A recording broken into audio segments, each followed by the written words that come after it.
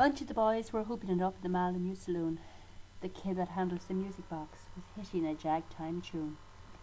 When out of the night, which was 50 below, and into the din and the glare, there stumbled a miner fresh from the creeks, dog dirty and loaded for bear. He looked like a man with a foot in the grave, and scarcely the strength of a louse. Yet he tilted a poke of dust on the bar and called for drinks for the house. There's none could place the stranger's face, though we searched ourselves for a clue. But we drank his health, and the last to drink was dangerous Dan McGrew. There's men that somehow just grip your eyes and hold them hard like a spell, and such was he, and he looked to me like a man who'd lived in hell, with a face most hale and the dreary stare of a dog whose day is done. As he watered the green stuff in his glass, the drops fell one by one. And I got to figuring who he was and wondering what he'd do. Then I turned my head, and there watching him was the lady that's known as Lou. His eyes went rubbering round the room, and he seemed in a kind of a daze, when at last the old piano fell in the way of his wandering gaze. The ragtime kid was having a drink. There was no one else in the stool, so the stranger stumbled across the floor and flops down there like a fool. In a buckskin shirt that was glazed with dirt, he sat, and I saw him sway. Then he clutched the keys with his talon hands. My God, but that man could play. Were you ever out in the great alone, when the moon was awful clear, and the icy mountains hemmed you in with a silence you most could hear, with only the howl of a timber wolf, and you camped there in the cold, a half-dead thing in a stark dead world, clean mad by the muck all gold. And high overhead, green, yellow and red, the north lights swept in bars.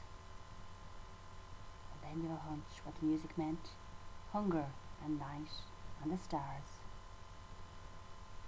And hunger not of the belly type that's banished with bacon and beans, but the gnawing hunger of lonely men for a home and all that it means, for a fireside far from the cares that are, four walls and a roof above, and oh so crampful of cosy joy, and crowned with a woman's love. A woman that's dearer than all the world, and true as heaven is true. God, she looks ghastly through her rouge, the lady that's known as Lou. Then on a sudden the music changed, so soft that you scarce could hear, and you felt that your life had been looted clean of all that it once held dear, that someone had stolen the woman you loved, and her love was a devil's lie, that your guts were gone, and the best for you was to crawl away and die. It was the crowning cry of a heart's despair, and it thrilled you through and through. I guess I'll make it a spread misere, says dangerous Dan McGrew. The music almost died away, then it burst like a pent-up flood, and it seemed to say, repay, repay, and my eyes were blind with blood.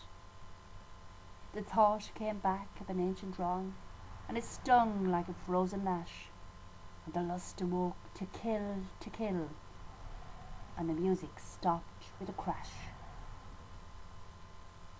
The stranger turned, and his eyes they burnt in a most peculiar way. In a buckskin shirt that was glazed with dirt, he sat, and I saw him sway.